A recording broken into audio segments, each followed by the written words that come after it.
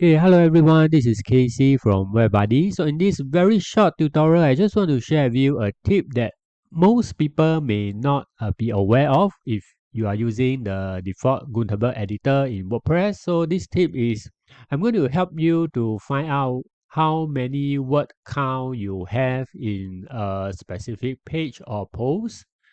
Sometimes after been some writing, you may want to find out how many words have you clocked.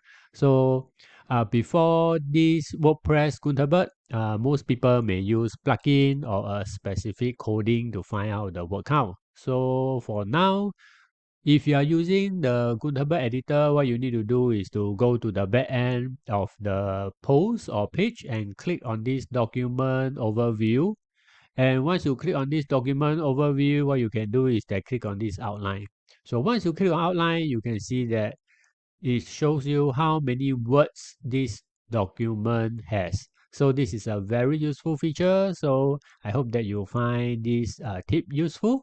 If you are using other plugins, also feel free to let me know what plugins do you use. Thank you.